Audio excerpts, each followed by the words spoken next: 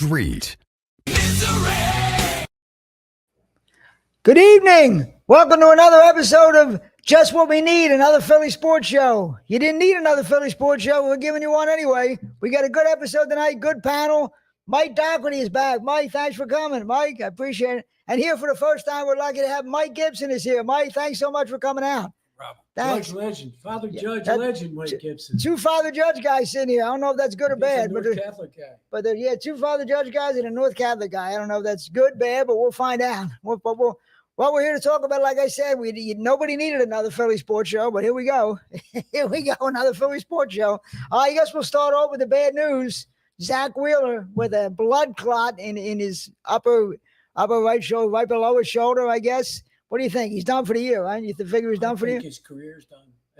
You know what? Let's try to get this mic a little closer. Yeah, I think if he was smart, that they are going to do some more tests, and some of my friends have conflicting opinions. But I know he just had a newborn kid, and he's a rich man. If I were him, I'd just hang it up. I wouldn't take any chances. Yeah. I guess. What do you think, Mike, when you heard about it? I think what cracked me up is people were saying, "Oh, we're going to miss our pitcher for the rest of the year," and I thought, not to be naive, but worry about the guy's health right now. Yeah, his pitch is great, but he's got enough, like Mike said, in the bank, and he's had a good career. If it's going to be any kind of risky, proposition, why would he ever pitch again? Well, I don't think he'll be back this year for sure, but it depends. The medical nowadays, medical science, they can do a lot of things. They might, by next year, he might be in real good shape again. You never know the technology they have nowadays. But as far as that goes, the Phillies have to worry about both, though. I mean, you say worry about the guy's health, but they have to. It's a business. They have to worry about the team absolutely. too. Yeah. So we'll see. There's no way he pitches again this year. Some people were saying maybe October, no chance. I'd be shocked. You'll have a clearer picture. I mean, this week they're going to do more tests and everything like that, but he's probably going to give him. I mean, I'm not a doctor. Really, you can't really speculate, but I know blood clots are not a good thing. That's awful. Yeah, but just the word blood clots. Since you hear that, blood, it's scary because they could be instantly fatal. I'd be stunned if he came back this year. I can't see. I really would. I can't see any way he comes back this year. So what do you think? Without Wheeler, did they have a chance? Did they?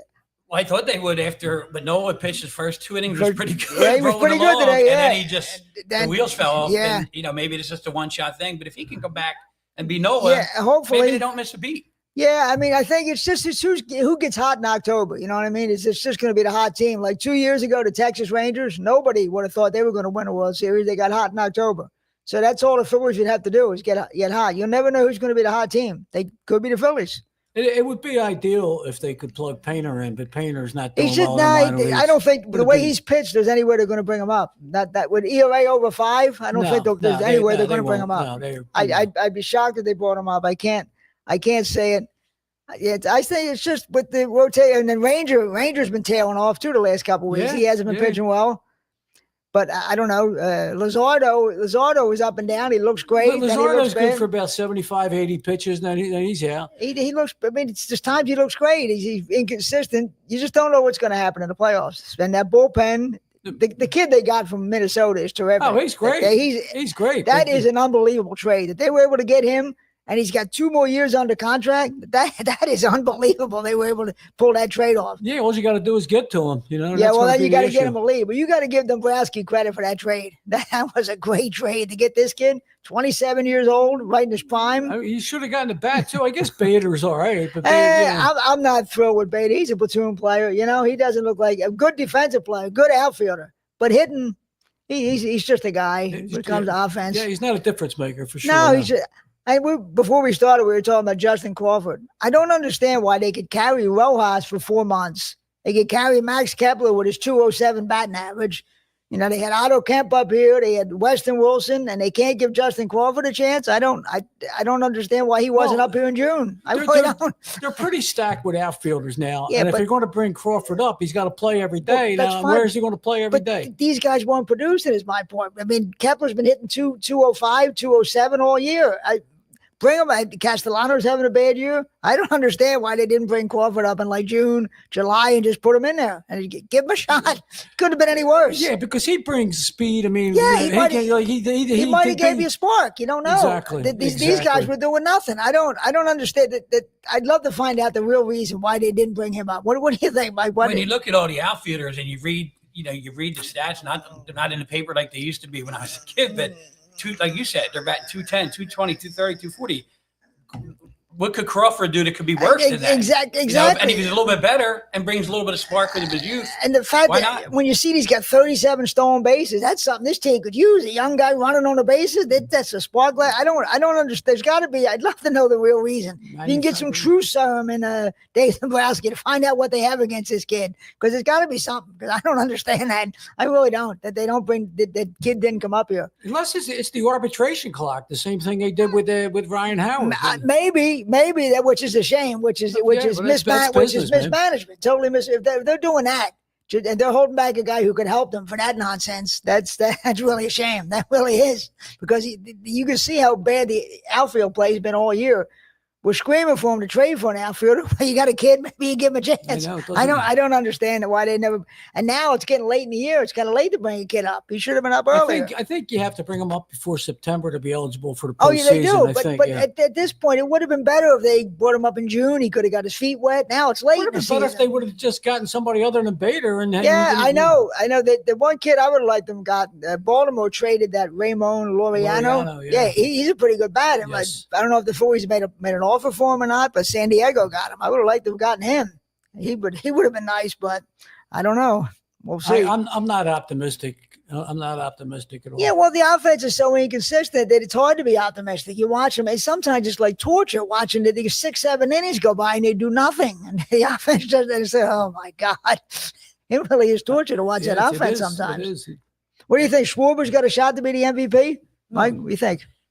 I think he does. People talk about the DH and everything, but if you have stats like that and your team comes in first place, he has. If he's not in the top three, then something's wrong with the voting. Oh well, I mean, Ohtani's a DH and he's won a couple of MVPs already. So DH, that's already been. They've already gone past that. They've already given it to a DH. Schwarber's got. I mean, it's going to be hard to beat Shohei Ohtani. He's such a great player, but Schwarber's definitely got a case for MVP. What do you think? I think Ohtani's interpreter is betting Schwarber. He might be.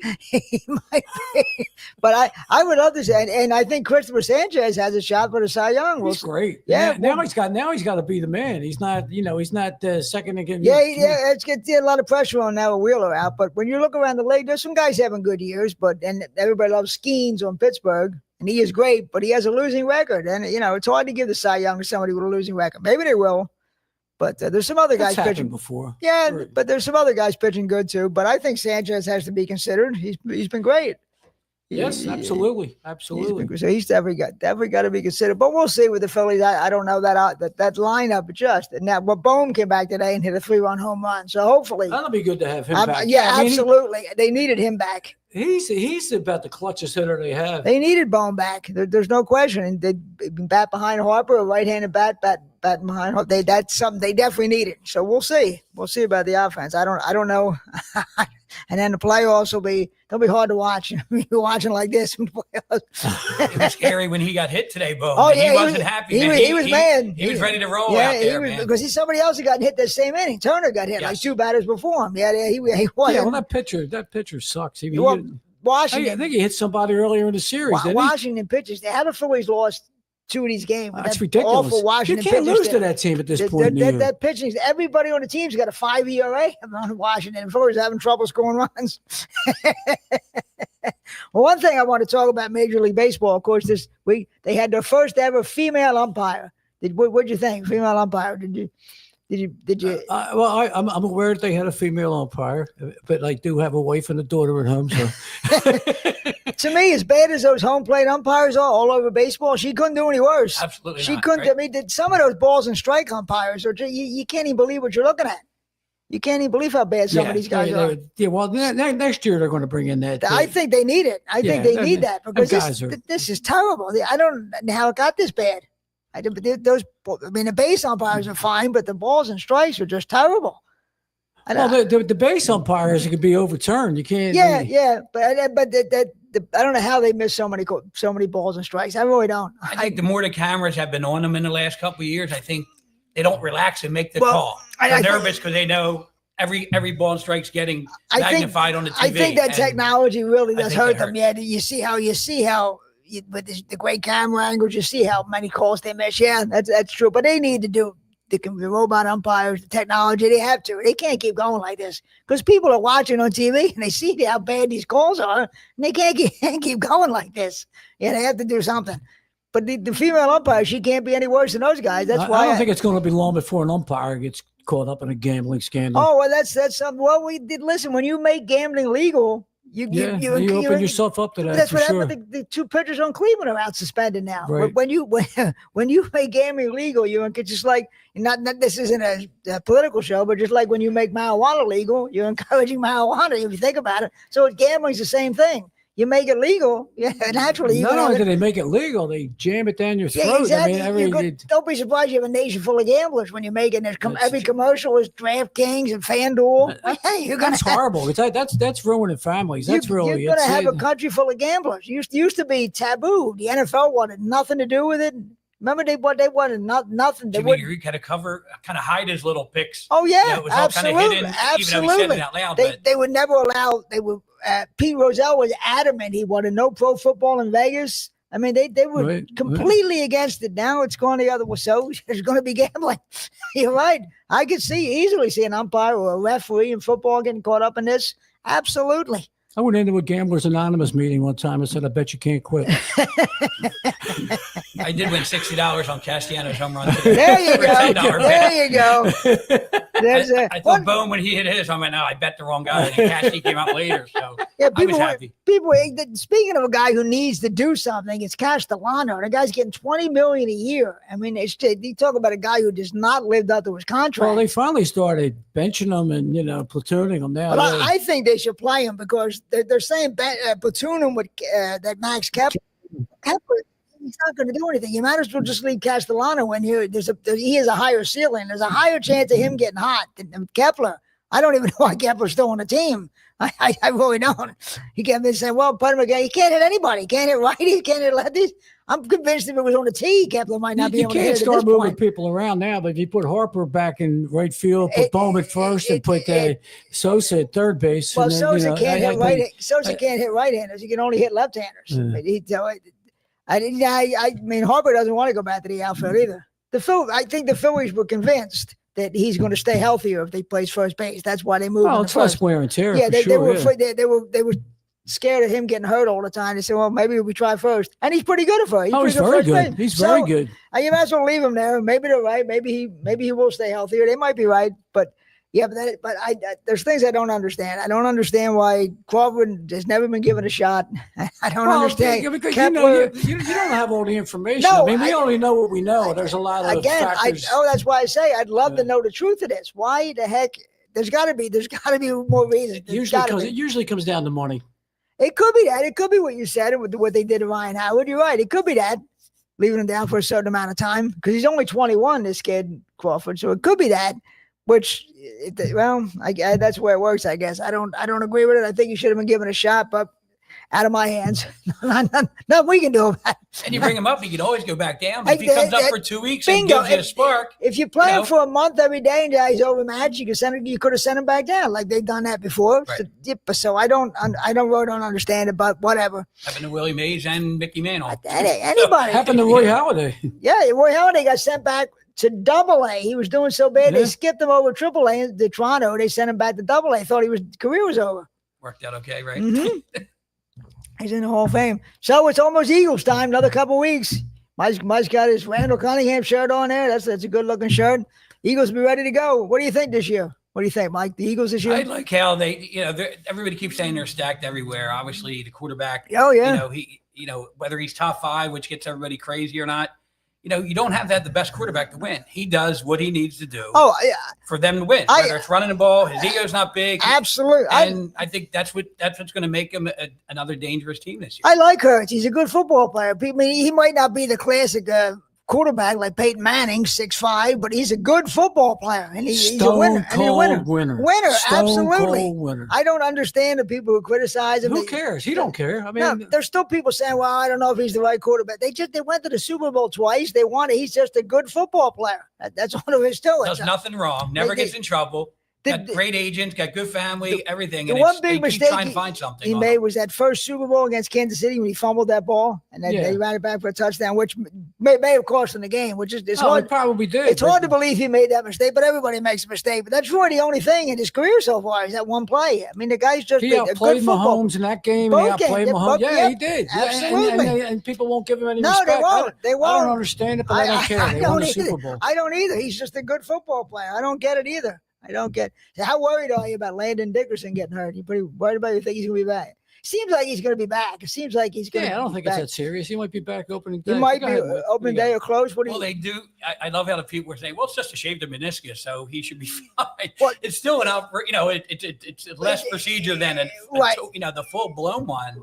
But he's 300 something pounds, so it's still not a guarantee he's going to come back from that and be 100%. It just tells you how good medical science is nowadays. That people things like that. I hope we find it's just like with Wheeler's blood clot. People, right. It's medical science is so good nowadays that there's stuff years ago you would have been done that you can recover from now. Right. I was just scared there was going to be another opportunity for Kelsey to come riding in on his white horse. He's done, Mike. There's no way he's coming back. He's done. No, I wouldn't stop him. Nah, he's done. He's done. What are you trying to say? You're tired of Kelsey? Oh, he's got to be the worst father in the world. He retired and he's never home. He's got to have. Well, I don't know. He's getting. They're not wanting for money. His kids, they'll be rich the rest of their lives. What good's that, man? Don't get me into that. That's ridiculous. I mean, he's obnoxious. He really is. Yeah, but so. Now we want to talk about everybody was excited after the first preseason game. Tanner McKee, everybody was excited. I just want to tell people, calm down. I've seen a lot of preseason guys, preseason superstars in football, baseball, and then nothing doesn't always work out. I agree with that, but Tanner McKee's play, I mean, in regular season games, he plays well every time he gets out there, but I know exactly what you're saying. You can't base anything on preseason games. Now, that was the big debate. Would you trade him for a first-round draft choice? I would, because first-round draft choices are gold in the NFL. I would. I don't think you might get a second. Yeah, but if somebody offered you a first round, would you trade him for a first-round draft choice? It would have to be top 10, top 15. Really? But yes, and that's maybe why they didn't play him against Cleveland, because they knew Cleveland's defense was good, even though it was backups and stuff like that. Maybe they didn't want him to struggle in that second game. Oh, maybe. And maybe that trade is still a possibility. Maybe. But I don't think so. I think if you could get a first round, you'd have to do it. Maybe in the offseason. Maybe in the offseason, but I don't think they do that because they got the kid from the prep, Kyle McCord. Yeah, he's not ready to be a backup yet. And the other kid stinks at Darian Thompson. First-round draft choices are so valuable in the NFL. If you can get one, you better what do you want to do if Hurts gets hurt? Yeah, I know, but I don't know. I don't know. Maybe in the offseason. I'd be real tempted. I'd be real tempted if I could get a first-round draft choice. I don't know. But Tanner McKee, I had to jump on it. Another thing I saw about the Eagles, there's a big thing that the kid Cooper DeJean, he's getting inundated from girls on his social media, getting direct messages to girls who all want to date him. He's getting overwhelmed with women who all want to date him. I was thinking, imagine being that kid, young, handsome kid on the Super Bowl champion. Imagine he must be having the time of his life, that Cooper DeJean, because he is a handsome kid. And he said he was telling one reporter that's all he's getting on his social media, these DMs from women he doesn't know, all telling him why they should be his girlfriend. I've been there. They look like they're right out of GQ. Blankenship's another guy. Yeah, these guys are just young, handsome guys. Jump right off the page. That's hard to keep your head together, man. When you're that young, you got all them women coming. Yeah, I can't imagine what that's like. I can't imagine what that's like. I'd lose my mind. I don't know what that would be like. But yeah, that just made me laugh. Imagine having that going on in your life. Young women sending you message on your DMs. I can't. He's got to get off of social media. I mean, if he's got to focus on his job. Well, yeah, that's a problem. That's something that can you imagine Vince Lombardi or Tom Landry having guys who on social media? They would have been beside themselves with that kind of nonsense. Oh, they were still doing bed checks. Absolutely. I think that's long gone. That procedure. Dick Vermeer, when the Eagles went to the Super Bowl, it was like a 9 p.m. curfew or some damn thing down there in New Orleans. Oh, that's right. Yeah, they were all tight. The Raiders check. Cooper, is that the same girl from last night? Well, the best story is the Raiders back in the 70s. It was Kenny Stabler and Fred Biletnikoff were roommates in training camp, and every time one of them would have a girl over in the room, they would put the girls' panties up on the wall. And the end of training camp, whoever had the most panties hanging on the wall was the winner. Ken Stabler, I'm a longtime Raider fan, and I've read everything about the Raiders. One of the stories from back then is they used to have a air hockey contest. Well, in the Bamboo Lounge. And to win the championship, Fred Blitnikoff brought a stripper in with 44 double Ds, and she basically took her shirt off and blocked the other team from scoring goals. So they had to outlaw that the next year. That's awesome. That's Raider stuff. That book, The Badasses, about the Raiders in the 70s, is just a great book. I'll have to read that. Oh, it's the greatest. It's so funny. The Bamboo, the hotel they were put up in the same strip parking lot, there was the Bamboo Lounge, the bar. So they would just go right over there. They had these crazy air hockey tournaments all training camp, and they were just crazy. The Raiders. That was Matuzak, right? All of them. Yeah. Matuzak rode on a field on a horse with a traffic cone, like he was like King Arthur. And Madden said, "Put the cone down. It's time to practice." Madden said, "You mind if we practice now, John?" Madden said later, he said, "I thought every team was this crazy. I didn't realize we were the only ones." He said, "My first job, I didn't know." And he said, "I found out later. No, other teams aren't this crazy." Wasn't like this, right? they were crazy. Phil Villapiano, at one place, he was a motorcycle guy, and the same bar, the Bamboo Lounge, he rode through the bar from the back door right out the front door in the motorcycle, and it was a packed bar.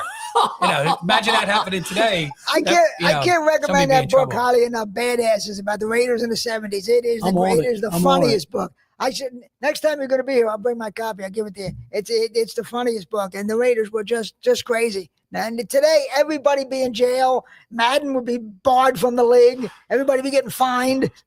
They played on Sundays. The other guy, I think they had Dr. Death, Skip Thomas. He actually used to check himself into a hospital on Tuesday to get ready for the game, and they said he'd be playing strip poker with the nurses in his hospital bed with a bottle of rum.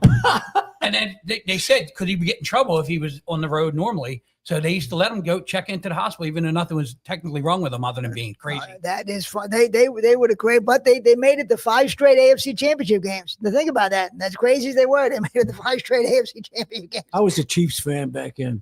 Yeah, the Chiefs. Lenny Dawson and Darryl Lamont. They were, oh my God, they were matriculating that ball down the field, boys. They would just stop back. They would just drop back and throw bombs all day to them. Lenny, do you ever see that picture of Lenny at halftime of the Super Bowl with a cigarette in his mouth? That's the greatest picture. My brother was a Chief fan. That's my brother's cell phone picture. That's why I like the Raiders, because I was a typical little pain-in-the-butt brother. So first game I remember, he was watching the Chiefs and cheering for them. So I picked the Raiders because I was that kind of brother. And that's the picture of my cell phone. My brother calls me. It's Lenny Dawson with the Pepsi or Coke. And then the cigarette. The cigarette at the halftime of the Super Bowl. That's the greatest picture. Joe Montana called his wife from the sidelines at the Super Bowl. Wow. He did, yeah. Well, there's the famous play. Get outside line on this thing. There's the famous play when they're about to trying to go for that winning drive. They're about to go in the huddle, and he points over and goes, "Hey, there's John Candy." And the guys are like, "John, what are you worried about John Candy for? We're in the Super Bowl." That was against the Bengals, yeah. Yeah, but he was cool. But Montana was that cool, yeah. That's cool. So another thing, we talk about the Eagles. Everybody, proposing, some people, that instead of building the stadium down there in South Philly, they should they tear down Franklin Mills and build it up there. Would you think that was a good idea to put it up there? Horrible idea. Horrible, because no public transportation, right? Well, yeah, I mean, a boulevard would be jammed. I mean, you can't have a stadium anywhere in South Philly. I can't see it either, but that some people are advocating that would be the spot for the stadium where Franklin. Our page is one of the guys on your page. A lot of people are advocating it.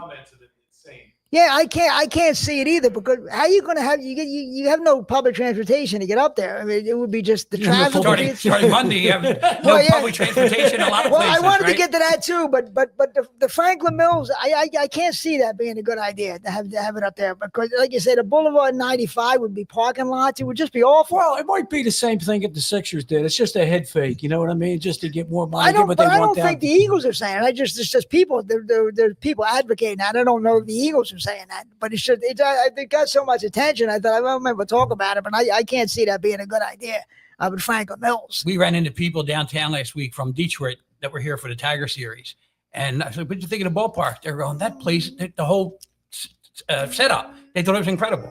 They said, "All the stadiums right there. What a great idea!" And I'm thinking, our city says it's they want to do something different. It's great until you try to get out in the traffic. Then at the end of every game, it's a nightmare. The traffic is a nightmare. But yet, I mean, Citizens Bank Park might be the nicest thing in Philadelphia. Citizens Bank Park is great. It's pretty cool. It's great. It's a great park. The traffic around it is awful, but it's a great park. Last week somebody brought up that did they think they were making traffic worse this year down there because of this? Like to try to send a message to people like maybe you should start taking public transportation down here. But I don't know how you do that on purpose. Well, they didn't open the parking lots. That's That's, of course, the traffic jam. They didn't open the parking lots. Well, that's ridiculous. I don't know what goes on down there. But talking about SEPTA, they're going to eliminate it with the funding crisis they're having. They're going to eliminate the express, the sports express, where they send those express trains after the game, after the Phillies games, after the Eagles games. My point is, why don't the Phillies and Eagles pay for that? Yeah, not the whole SEPTA funding, but just the sports express. Absolutely. Because they need it. Their fans are going to be stranded after a game. And now more people are going to be driving because there's no express trains anymore. The Phillies and the Eagles should be paying for that. They're making millions down there. Pay for those. It's whatever such a small chunk of it. Whatever it costs to run those express trains, the Phillies and Eagles should be paying for it. Because it would be a good gesture. First, they would look like heroes stepping in to help. And it would help everybody because the fans could get home. Now you're going to have people getting home at 3 o'clock in the morning because they're waiting because there's no express trains anymore. I can't see why they wouldn't step in and do it. $50 in parking. Now, yeah, but I mean, yeah, but it's going to be so bad down there. It's going to be so bad, the traffic. They would look like heroes if they stepped in and did that. They would look. It would be great PR for them. They would look like heroes.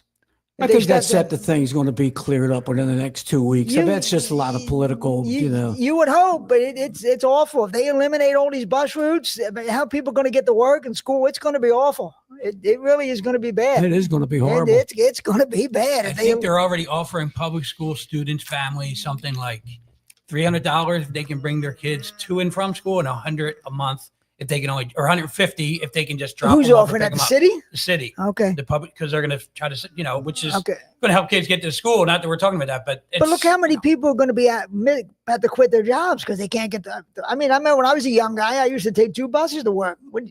You'd be screwed. There's a lot of people who take the bus, then they're going to be screwed. They ain't going to be able to get to work. That's a shame because it's the people that have no alternative. Exactly right. Who can't afford a car. Exactly. And it's going to be there. I feel this is a sports show supposedly, but it's going to be bad. Yeah. They got to come up with something. But the Phillies and Eagles, if they stepped in and paid for those sports expresses, they would look like heroes.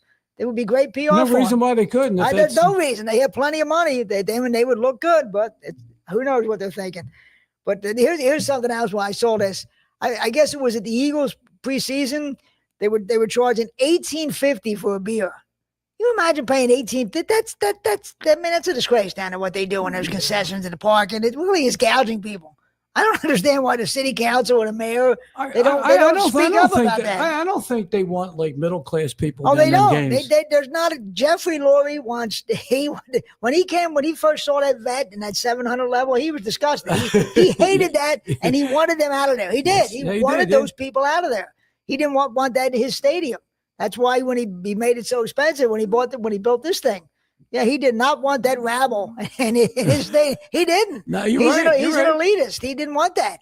He wanted the upper crust. That's what he wanted. And they're not going to spend the money anyway. Even though they have it, they'll buy the tickets. That's but they're not going to have 4 beers. Yeah, I've never been a Jeff Lurie fan. I'm not. He tried to buy the Patriots before he came down here. Yes, he did. And then he came down here, and he was never from Philadelphia.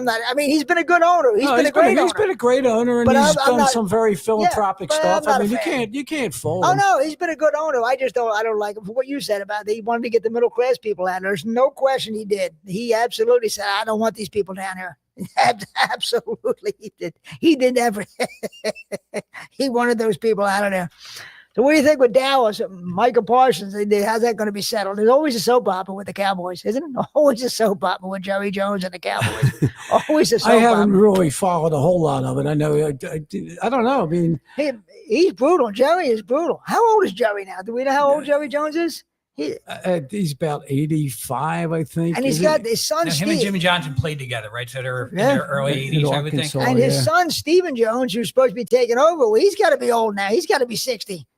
He's ready to the son's ready to retire. So Jerry don't want to give it up. I think Jerry's one of them where they used to talk about actors and actresses and musicians. There's no such thing as bad publicity. And I think as long as his team's in the limelight, he does. And they're selling tickets and selling that place out. He's fine.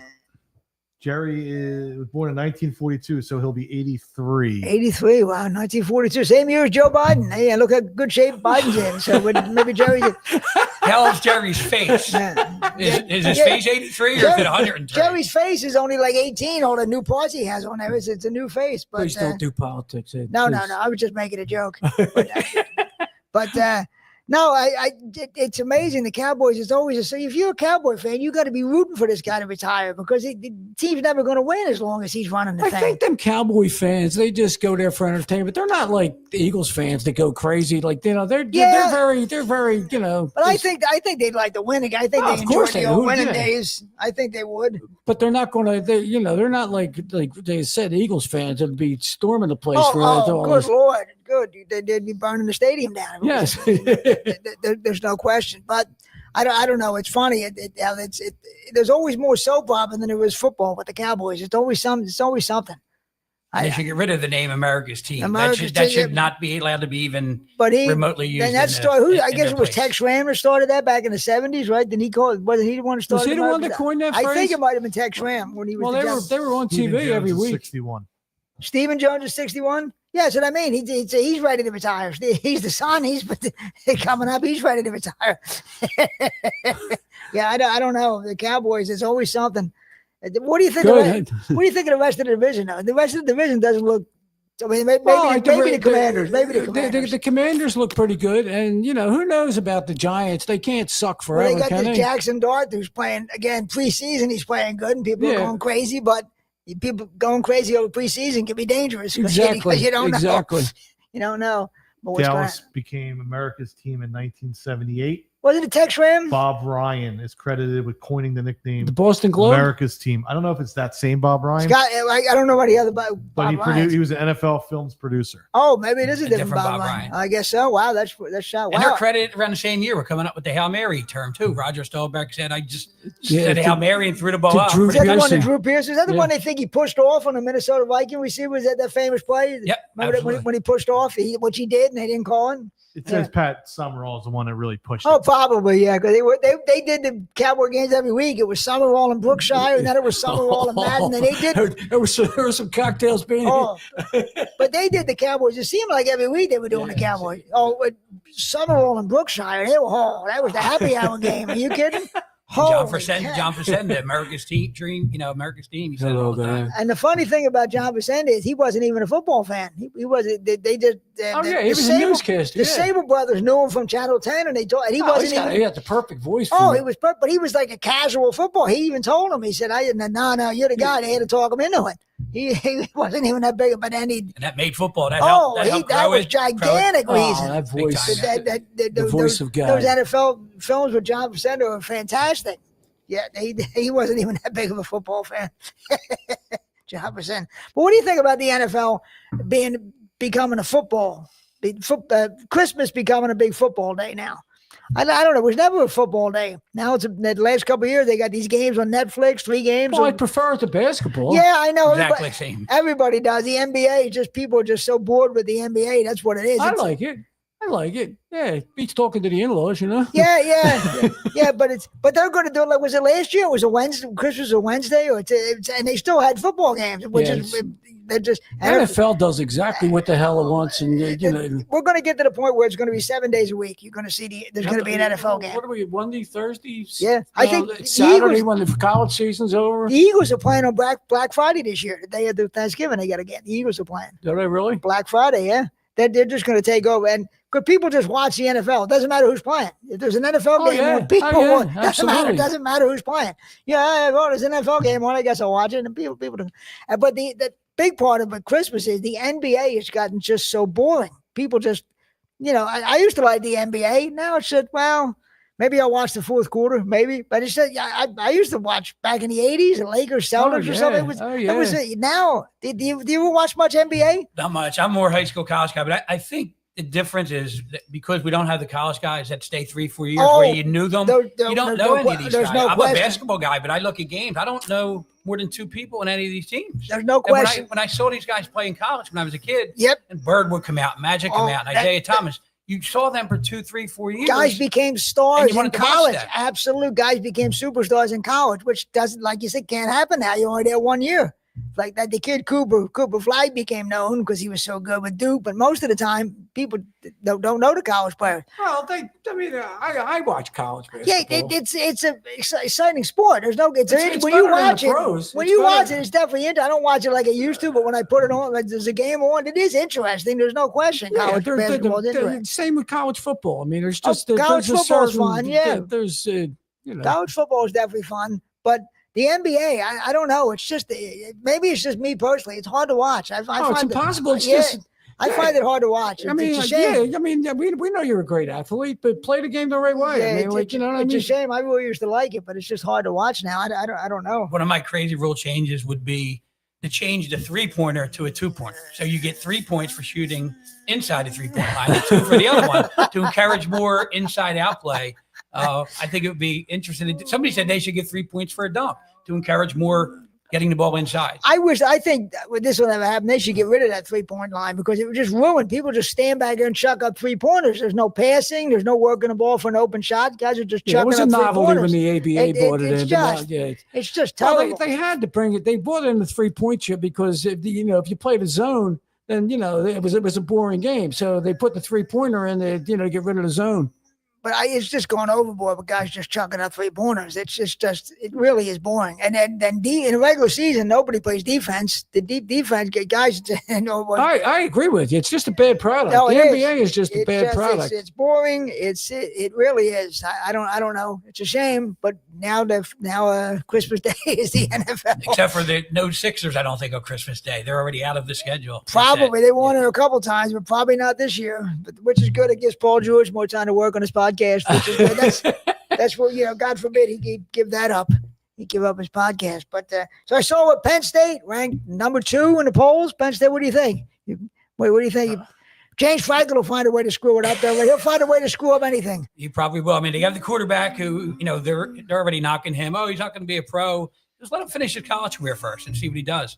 But, number 2 team in the country, I don't care before any games are played. That's pretty impressive. Yeah. And me and Mike are Notre Dame fans. I think I saw they were ranked 6th. Did I see 6th? I think they were ranked in the 6 or 7. preseason. Yeah, they'll be there at the end. Yeah, They'll be I'm there. looking And I forward hope they play Penn State again. I love when Notre Dame when plays they beat Penn State. in the playoffs last year, they That beat was tremendous. Penn State and Georgia. That was it. Beating Georgia was really impressive. Yes. Wow, they beat Georgia in a playoff game. Notre Dame had a nice run last year, making it to the final. I love it. I knew love they that had no Mark. chance I against love Ohio Freeman. State. I love that guy, man. Yeah. Hey, if that guy comes in to recruit your kid, you're signing him. He's got a lot of charisma. Great coach. It's a shame they ran into such a good team as Ohio State because Ohio State was just too much for them. Ohio State might be beat. They're going to be good again. You see, they said Ohio State said we're not a defending champion, we're an attacking champion. We're not defending and we're attacking. Their coach is a douche too. Yeah, he is, but he got it done last year. He got it done. Notre Dame had them on the ropes. Was it 2 years ago? Yeah, but I was impressed with Notre Dame's run last year. They can make it to the final. Now, do you see what they're talking about? Expanding the playoffs to possibly 24 teams or 28? Yeah, that would be awful. If they had 24 teams in the college football playoffs, it would go on forever. It's the same thing I told you about Justin Crawford. It always comes down to money. Yeah, I know. If there's money to be made, they're going to make it. But I couldn't watch that. I couldn't watch a big tournament like that. I don't know. Even I thought there were a lot of, even last year, there were a lot of teams. This is a lot to sit through all these playoff games in college football. But I guess that's what it's going to be. Oh boy. Thankfully, they didn't expand the NCAA basketball tournament. They were thinking about it. They were thinking about expanding to like 100 teams, but then they decided not to. That would have been awful too. They're too much of a good thing, man. John Wooden used to say they should put every team in, and he said it would just be one extra weekend. But you would give the higher teams, they wouldn't play the first weekend. Right. My thing is, I don't mind them expanding a little bit, but I think the playing game should be eliminated. You're either in the tournament or you're not. You shouldn't have to play in to see if you're in the tournament if you made the tournament. I don't think that's fair to the schools that win their conference, then they have to do the playing game. Well, I remember when it was 48 teams, and I don't quite remember 32. Sort of, but 48 I remember. I remember when it was 48 teams. That's everything in sports. There's just too many. Baseball, there's 12 teams in the playoffs. I hate that. There's way too many teams in the playoffs in baseball. 12 teams in the playoffs. But they don't, like I said, it's all about money. They don't care. As long as there's money, they don't care. Talking about baseball, though, there's something I've been enjoying this year. I don't know how you guys have been enjoying it. Both New York baseball teams are collapsing, I love it. Both of them, Mets and Yankees. I listen to WFAN just to watch them cry. It has been beautiful. Both teams are collapsing at the same time. It is great. It's just like the Twin Towers going down again. Them two teams going down. Pay Soto all that money. It's great. He don't give a shit, Soto. That sounds like a song ready to be sung, New York, New York. Or something. Somebody could write some words to that. It's unbelievable that both teams would be collapsing at the same time. And I can't believe they haven't fired Alan Boone. I mean, George Steinbrenner would have ran him out of the whole state. Never mind fire him. Are you kidding? But I don't know. And the Mets are so bad. The Phillies are so inconsistent, and the Mets can't catch up with them. At one point in early June, the Mets had a 5-game lead. Now the Phillies are up by 5. They've actually outplayed the Mets by 10 games over the last 2 months. I hope they don't catch them at the wire. They could. It's baseball, hot and cold. Teams go hot and cold. They could, but I am so enjoying these two teams collapsing. We got 2 big series coming up with them. That'll tell the tale. In baseball, the Mets collapsing and the Braves having a bad year at the same time. It's beautiful. The National League East has been beautiful this year. It's pretty sweet. Absolutely beautiful this year. The Braves are just awful. I mean, they've been going through so many players. They've used like 60 players or something. They've just been awful this year. Wow. Yeah, they must have finally ran out of their minor league. Something. They used to have the studs in the minor league. They did. They just could crank them up year after year. Yep. Always a great organization. They always had somebody on deck.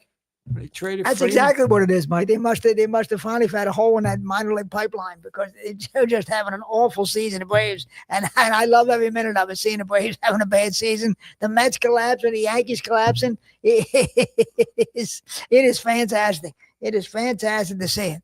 But every week we do this, every 2 weeks we do the sports pod, and I keep saying the same thing. Is there anything to talk about with the Sixers? Is there anything to talk about with the Sixers? I'm looking forward to them. I like that VJ Edgecombe. I mean, I'll watch for a little bit. I mean, if they didn't have Embiid and Paul George, I might be excited. That's ridiculous. I might be excited. Because let's see what the young guys can do. But you're going to have Embiid moping around. You're going to have Paul George with his money and not giving a damn. It's just there's so much. It takes the air out of the whole thing. I wish they could just get like a medical exemption for Embiid at least. I don't know if they can get it for George too. Just get them the hell out of my sight. It's not going to happen, though, right? They're going to be out there playing. They're attempting to playing 20 games or whatever. I mean, you got any excitement for the Sixers this year? I think he's going to be a good player. I think he's another guy that can't. I don't think he's going to be a great shooter. That's all they need. Another guy every can't year shoot. They have no shooters again, and it's just the league. You have to have, like we talked about, too many 3-point shots, but you have to have that to compete. In this game nowadays, yeah. And I'm hoping that kid McCain can come back from the injury he had. He looked really good last year. We'll see if he can come back. I don't know. And then the other kid they drafted this year, Broom, who's going to be a rebounder.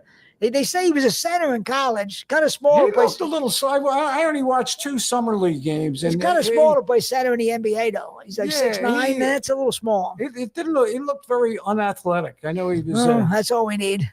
Here we go again. We always have Kyle Lowry come off the bench at 40-something years old.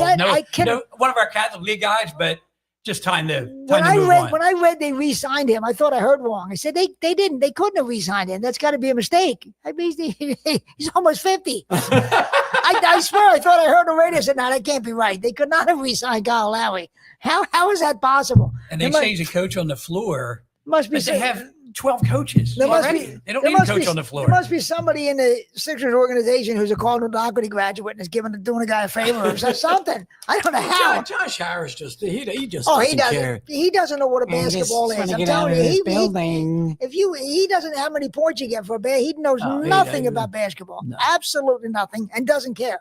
Talk about not liking Jeffrey Lurie. There's the guy. You talk about a carpetbagger, Josh Harris. Their games sell out, though, man. The Sixers sell out. It's all corporate down there, I guess. I don't really know if it's so much, asses in a seat as the NBA contracts, the television contracts. I mean, these guys are going to make money whether they suck or they. I just can't stand him. He owns the Devils. He owns the Redskins, the Commanders now. But it's just. To me, he doesn't care. He certainly doesn't care about the Sixers. Maybe he cares about the Commanders. He probably cares more about that against the NFL. So, of course, you care more about that. But it's just an investment for him. He could care less. Exactly right. Yeah, he's just and keeping this guy Morey. Is there anybody more overrated in the history of Philadelphia than Daryl Morey? He's they keep telling it. The guy's never won anything. You can tell he's a con artist. You can tell the guy's full of shit every time. Of course. It's amazing. This guy in the history of Philly, he's got to go down. How did he fool so many people just now? When they said they were bringing it back this year, I was like, him and Kyle Lowry, there's two guys. I said, this can't be possible. There's never been a question of him not being back again. That's what's amazing. It's never like he's on the bubble. Have any idea how they could be bringing Daryl Morey back? But they seem. But again, Josh Harris doesn't care. That's why they bring. If he cared about his basketball team, he wouldn't be bringing back. He just looks at his ledger sheet. I'll make a lot of money there. Yep. I guess he just doesn't care, and it's amazing. But Daryl Morey for another, and Nick Nurse looks like a hostage. He looks like he doesn't. He's a good coach too. Yeah, he's a pretty good coach. He knows what he has. Yeah, and he knows that the owner doesn't, and the general manager doesn't know what he's doing. He's got these two guys, these two stiffs who are overpaid, George, and they're going to spend most of the year on the injury list. He just signed Paul George because he just wanted to spend money. Exactly right. He just had this money burning a hole in his pocket. Right. The payroll. So, well, I guess we'll sign Paul George. I mean, he would have gave it to anybody. The idea they would hit, was it a 4-year contract or was it? Maybe I might be wrong about the 4, but whatever it is, it's ridiculous. I think it's 4. I think it is 4 years. But how they could sign Paul George when he wasn't that good in his prime? Now he's past his prime and never won anything. And they threw that much money at a guy like that. His disinterest is evident. It's just like you said. They just wanted to spend money. He's one of them guys that he's just a player. And somebody will say, well, he'll get you 18 and 12 and 18 and 10. But his team Derek Coleman used to do that. Exactly. Well, there's always points to be made, but it doesn't mean they're making a difference. In an NBA game, there's points to be had. Iguodala was like it. 4 years, 211 I thought it was 4 years. So there's this year and then 2 more years left. So he's got 2 more years after that. You got to be saddled with this guy. They're saddled with Embiid. Well, they can cut him. I mean, just, if they eat the salary, which would be fine with me. But that's stuck on the salary cap, right? Doesn't that stay on the salary cap? That's no good. No, as I said, you can basketball with the salary cap. They can't do that. That's no good. You can't carry money for a guy who's not here, so they're not going to do that. They're not going to cut him. Well, it's funny when they always talk about losing a free agent, like if they would have lost Embiid if they didn't re-sign him, and they say, well, you can't just lose them to nothing. Well, if you lose them to free agency, you can sign somebody else as free agent. Well, so it's the same as a trade. So I don't know what the big deal is. Signing him to an extension when they know his injury, that was insane.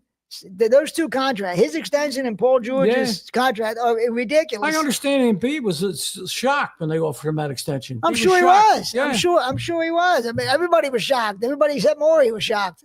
He was the only one who wasn't shocked. Daryl Morey. Yeah, I don't. Daryl Morey will be a mystery to me forever. I'll never get that. I'll be in the old age home saying, was he really the general manager? Did I dream that Daryl Morey was kept around as long as he was? And how about the Flyer? Are you a Flyer guy, Mike? Not a whole lot. I like the new guy, Mishkov, obviously. Yeah, everybody likes Mishkov. It's just same thing. I think because they still sell out all the time too. I don't think same thing. Briere and Talkett. They're going to be good. And Jones. Yeah, well, I think everybody likes Keith Jones. Yeah, but I think they sell out. So I don't think it seems like there's no urgency to change anything. They really mismanaged that team for a number of years. I love Keith Jones. Oh, yeah. I think Keith Jones knows what he's doing, and he's doing it. I mean, Ed Snyder used to just, impulsively sign this one, sign that one. He's building it from the ground up. I know it's agonizingly slow. Yeah, it is. But I think it's going to be worth it. When it happens. But they mismanaged the team for so long that he's got to get a big shovel. He does. Yeah, I mean, he's got to tear it down and build it back up. And I think he knows what he's doing. But the worst thing in Philadelphia is to become irrelevant, that nobody pays attention to you. Because the sports town like Philadelphia, if nobody's paying attention to you, that's bad. Well, the Flyers have their niche. They have their niche fans. Yeah, but not even that's like it used to be. I mean, really, if nobody's paying attention to you, that's bad in Philadelphia sports. That's I think really they're almost bad. Fighting the union for space in fans' head, the Flyers. Different people, different niches, but I think they're falling that far behind. The union does have a hardcore following. I'm not a soccer guy, but they have a hardcore following. Yeah. They really do. I can't deny there's young people. A lot of young people like that. They only got to sell like 9,000 seats, but a lot of people like that. I don't know, but I'm not. I've never gotten into soccer, but a lot of young people. So we had to fly. You're right. Flyers got to watch that. Well, But- you have a lot of Europeans around here. Like, Oh yeah, but to be I'm a soccer guy. to be ignored the way the Flyers and the Sixers are, that's bad. That really is. I mean, you turn on some of the sports radio, whatever. It's all Phillies, But Eagles, it doesn't Phillies, matter. Eagles. They're still making money. They Yeah. you know, the NBA gets a huge Yeah, but- television contract. Everybody gets a cut. It's still bad. You don't want to be ignored in a sports town like Florida. They can't be good. It can't be a good thing to be ignored like that. Well, we've got a WNBA team coming. Oh so yeah, there you go. Better days are ahead. There you go. The WNBA team. I can't wait for that. That'll be exciting. How many poor guys are going to get dragged to that? The best is Bill Burr, the comedian, said that what the He's WNBA said, ladies, you blew this. We gave you your own league. You didn't support it. This is your fault that league doesn't make it. This is your fault. You didn't support it. He said, "Yeah, I don't understand why we're not getting paid as much." Well, I don't understand either. Bill Burr told him it's your fault. He's great, Bill Burr. That's like even college basketball, local college basketball, the women's game. And I love the game, but you'll see a little bit on TV, Sal Drexel, Saints. Other than Villanova, there's nobody at these games. I mean, there's sometimes 50 people at a Division I women's game. I was just and these girls are all getting full scholarships, which is great. 50 people. You just see wow, early is that season right games and there's nobody for the there. women's games? Wow. I will say, from a purist standpoint, women's basketball, they play the game that's the way it's supposed to be played. Like, bounce passes, execution. Oh, They play the game the way it's supposed to be played. Yeah, The only time I ever watch it is when I get down to Palestrum. I'm waiting for the men to play. I do question how well an WNBA team is going to do in Philly, but there's only so many sports fans. There's only so much oxygen, and the Phillies and Eagles take up a lot of it. I don't know how much is going to be left Just for a tax shelter for for somebody. a WNBA team. I don't know. What do you about college? You're a college basketball guy, right, Mike? More so, yes. What do you think this year with the Big Five?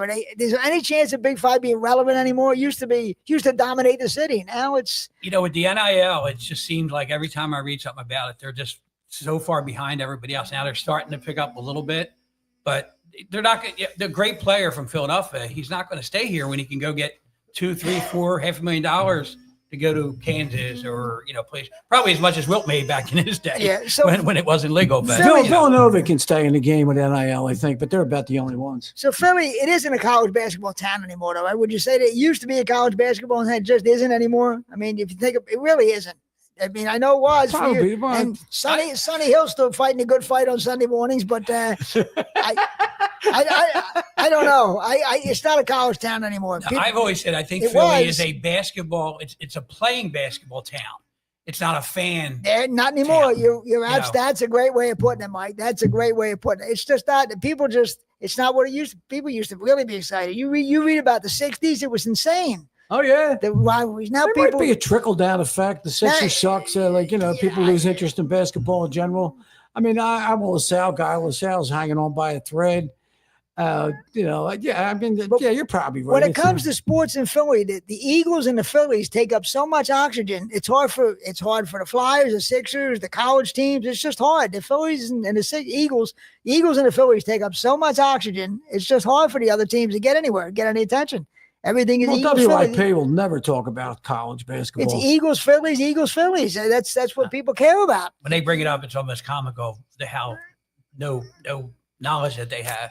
But I remember Jay Wright used to say he would go on like Angelo's show, and he loved that everybody talked about the Eagles and Phillies. He said they leave us alone. Oh yeah, I they can do. do what I want. If They I have a bad do. year, nobody's calling for my head. That's- Maybe some alumni, but That's not. true. And Jay Wright was great. It's a shame that the whole Nil they ran him out. The transfer. He saw the writing on the wall. The transfer and the Nil. Yeah, he ran him and what's his name?